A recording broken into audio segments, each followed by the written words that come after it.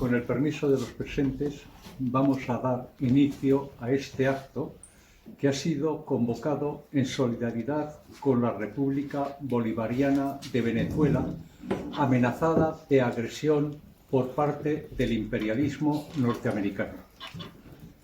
El acto ha sido convocado bajo el lema ¿Qué pasa en Venezuela?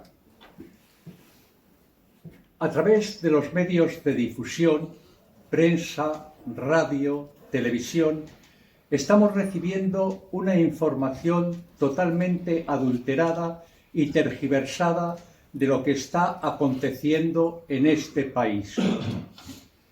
Podría decirse que se está imponiendo la frase del que fuera ministro de propaganda del Tercer Reich de la Alemania nazi, Joseph Goebbels: una mentira repetida 1000 veces se convierte en verdad. Estos medios de difusión que he mencionado anteriormente no son soberanos, no son independientes, no son imparciales, son la voz de sus amos. Y sus amos son los grandes monopolios, las multinacionales, el gran capital, en definitiva, la oligarquía dominante, la que tiene el poder económico y, en consecuencia, el poder político, y que utiliza estos medios como instrumentos, como vehículos para ejercer el poder ideológico, introduciendo en la ciudadanía una corriente de opinión favorable a sus intereses de clase con el fin de perpetuarse en el poder como clase dominante. Una vez dicho esto, para entender el proceso que condujo a la revolución bolivariana en Venezuela, sería preciso hacer un breve repaso del proceso histórico que condujo a la misma. Voy a tratar de ser lo más conciso posible en aras de la brevedad. Y voy a pasar por encima de multitud de acontecimientos tratando de centrarme en lo que considero que fueron los hechos fundamentales que condujeron a la misma. Porque en buena medida puede decirse que en el pasado más inmediato encontramos las claves que nos permiten entender los acontecimientos del presente. Si hubiese que buscar un punto de arranque para esta narración, habría que situarse a finales de la década de los 50 del siglo pasado. En aquel entonces, Venezuela estaba sometida a una dictadura, la de Pérez Jiménez. Derrocado el dictador, en Venezuela se abre un proceso de los denominados democráticos, esto último entrecomillado, donde entran en liza dos partidos que se alternan en el poder. Dos partidos que, con diferencias secundarias en cuanto a sus programas, defienden como objetivo principal los intereses de la oligarquía nativa.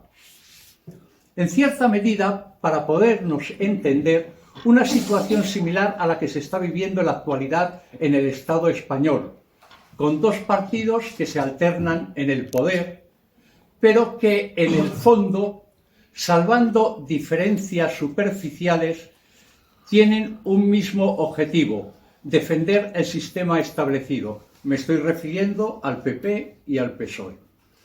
En Venezuela, a la caída de la dictadura, se establecen dos partidos similares. El COPEI, que puede ser asimilado a lo que es el Partido Popular en el Estado español, y la Alianza Democrática, asimilable a lo que es el Partido Socialista en este país.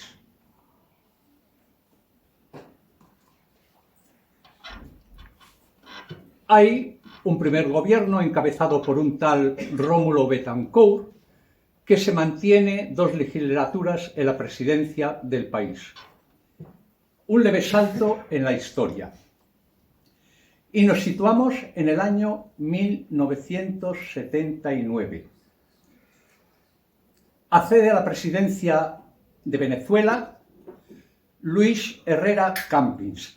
En todo caso, si cometo algún error en la descripción de los acontecimientos o en las fechas, me corriges. Sí. Decía en 1979, accede a la presidencia de Venezuela Luis Herrera Campins, 1979-1984. El país entra en una profunda crisis económica y se ve sometido a las imposiciones del Fondo Monetario Internacional, con lo que ello representa. Esta crisis conduce a un empobrecimiento de amplios sectores de la población.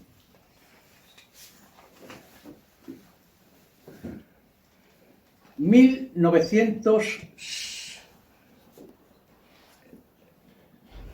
1984-1989 accede a la presidencia de la República Jaime Luchinsky, del partido Alianza Democrática. Acción Democrática. Acción Democrática. El equivalente del PSOE. Un PSOE a la venezolana. Continúa la recesión económica, se acentúa el empobrecimiento de amplios sectores de la población. El gobierno es protagonista de una profunda corrupción que afecta a todas las estructuras del Estado. Según fuentes, se considera que la malversación por las corruptelas en el país alcanza la cifra astronómica de 36.000 millones de dólares. Esta situación se ve acentuada por la bajada del precio del barril del petróleo en el mercado internacional, teniendo en cuenta que el petróleo, el oro negro, la materia prima básica para la puesta en marcha de la industria y de otros sectores de la producción, es la principal riqueza del país. 1989-1993. Accede a la presidencia de Venezuela Carlos Andrés Pérez, del partido Acción Democrática. ¿Es así? Dicho esto, comentar que este personaje, Carlos Andrés Pérez, era amigo íntimo de un personaje también nefasto en la historia de nuestro país. El hombre que nos introdujo en el bloque militar de la OTAN. Brazo agresivo del imperialismo norteamericano. Sobra mencionarlo porque posiblemente esté en la mente de todos los presentes. Felipe González. Bajo la presidencia de Carlos Andrés Pérez, el agravamiento de la crisis existente en Venezuela alcanza cotas insospechadas. El empobrecimiento de la población lleva a una situación de pobreza que afecta a la inmensa mayoría del pueblo venezolano. El descontento popular es inmenso y esto conduce, en febrero del año 1989, a un verdadero levantamiento popular, una auténtica insurrección en el sentido literal de la expresión. Estos hechos se inician el 27 de febrero de 1989 en una localidad de nombre Guaranas, ¿cierto? Guarenas. Guarenas. Y rápidamente se extienden a la capital. Estos hechos son conocidos en los anales de la historia del pueblo venezolano como el Caracazo, una auténtica insurrección del pueblo, hastiado de la corrupción, de la malversación y de la miseria imperante. La represión por parte del gobierno es brutal. Cifras oficiales hablan de 276 muertos, nada más lejos de la verdad. Fuentes no oficiales y más dignas de crédito elevan la cifra a más de 3.000 muertos. Una auténtica masacre. El Caracazo será un Rubicón, una línea roja. Nada será como antes. Será un aldabonazo en la conciencia del pueblo venezolano.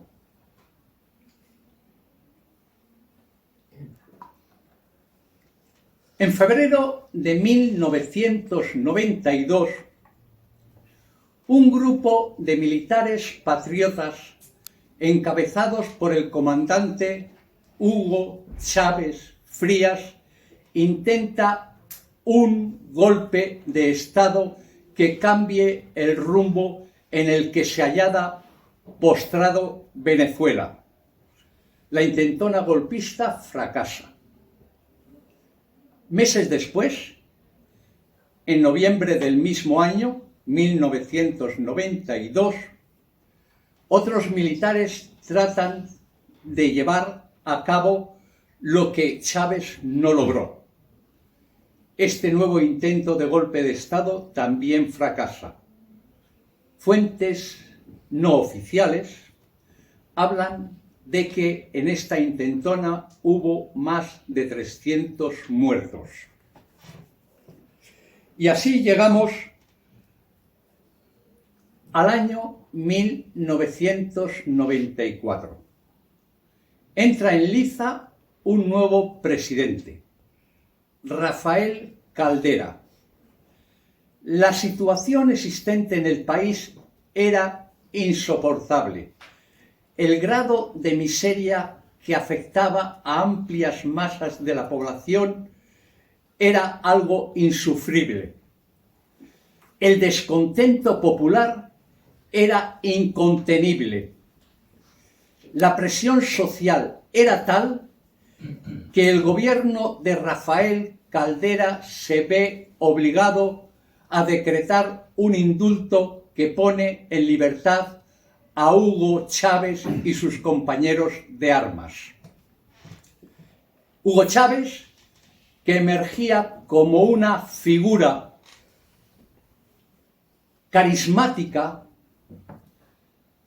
en el pueblo venezolano, que veía en él el hombre capaz de sacar al país de la situación de postración en que se hallaba, funda un movimiento.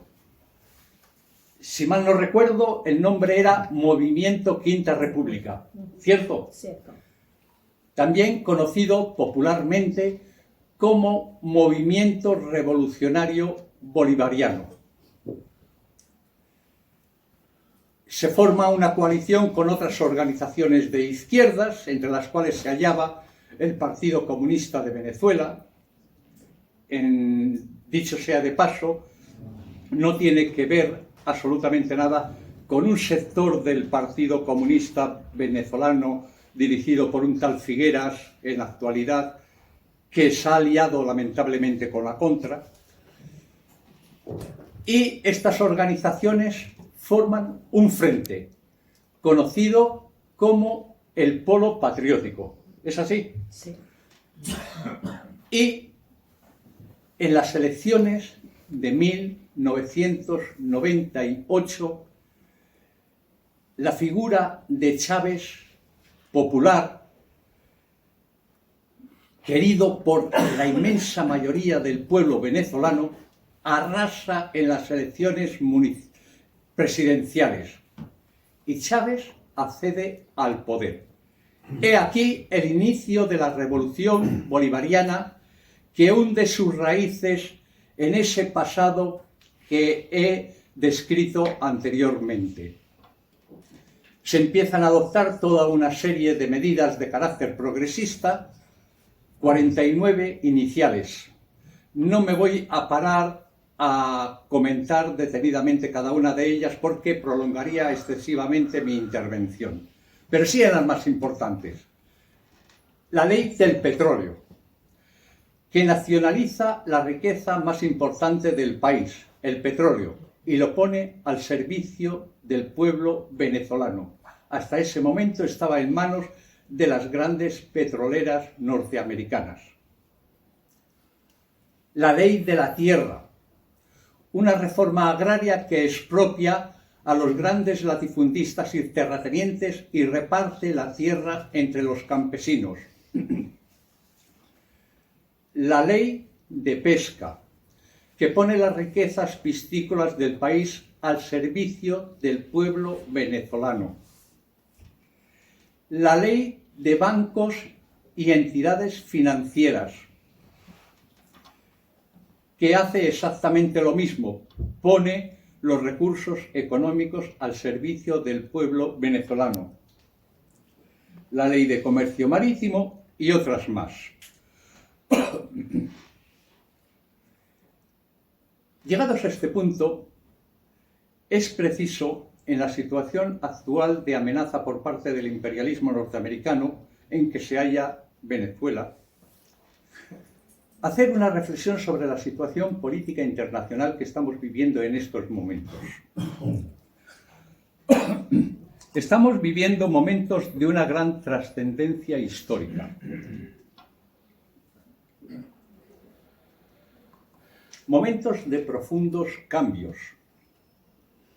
Momentos de transición entre el viejo mundo que se resiste a morir, el viejo mundo liderado por los Estados Unidos, y el nuevo mundo que tiene dificultades para emerger, el nuevo mundo del que forma parte integrante Venezuela.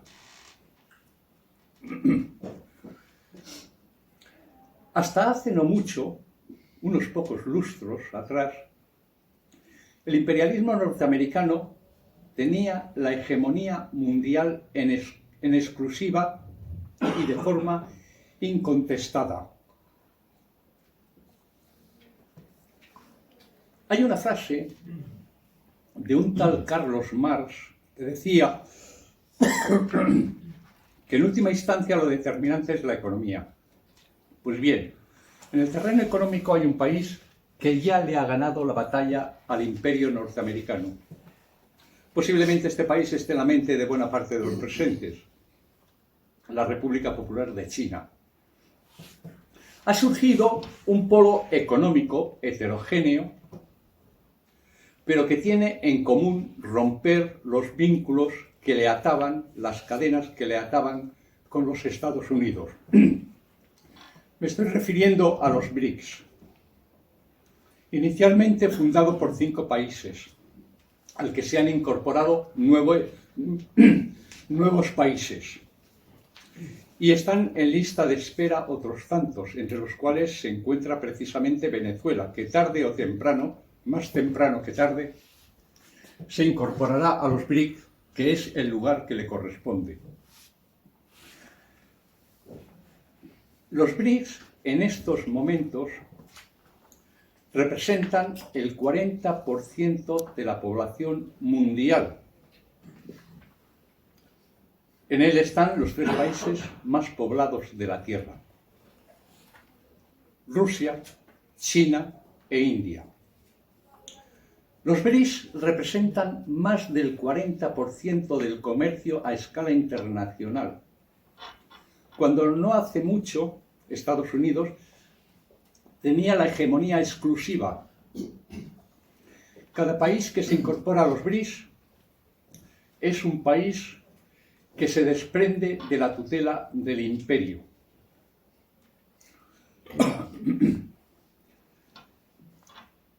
Y en este contexto, al imperio norteamericano, una vez perdida la batalla económica, solamente le queda un recurso, que es el recurso de la guerra. En un intento desesperado por salvar la hegemonía que hasta hace no mucho ostentaba en exclusiva.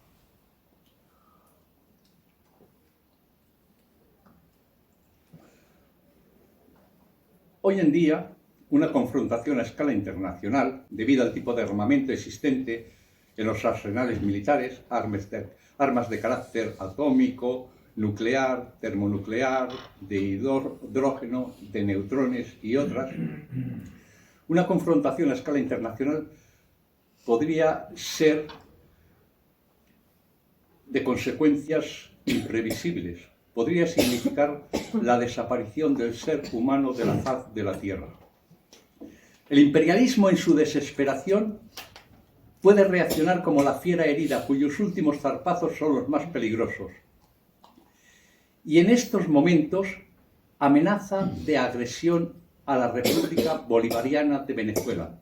Al imperialismo le importa un comino los derechos humanos. Lo único que desea es el petróleo. Si Estados Unidos osa poner su bota en territorio de Venezuela, si Estados Unidos se lanza a la aventura de intentar agredir e invadir Venezuela, se puede introducir en un callejón no del que tenga dificultades para salir, sino del que no pueda salir. Porque la chispa que pueda encender con su intervención militar puede encender la hoguera que se extienda a los países limítrofes. Hay un precedente histórico. En la década de los 60 del siglo pasado, el imperio norteamericano sufrió su primera derrota militar a manos de un pequeño pueblo. Intervino en Vietnam con el fin de mantener un gobierno títere establecido en el sur de Vietnam, que era un lacayo del imperio.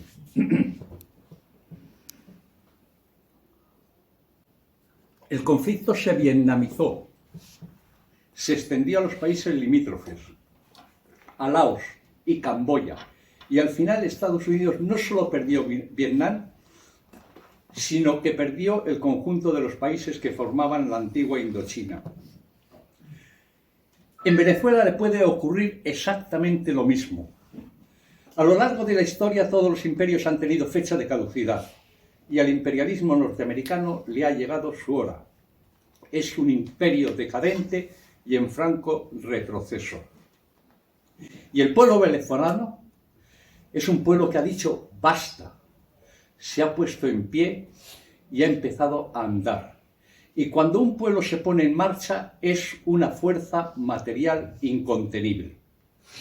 No voy a extenderme mucho más porque considero que en un acto como este el protagonismo le corresponde a la compañera aquí presente, Glenna Cabello, cónsul de Venezuela en Bilbao, conocedora mucho mejor que yo de la realidad del país del que es parte integrante, que va a intervenir a continuación mía.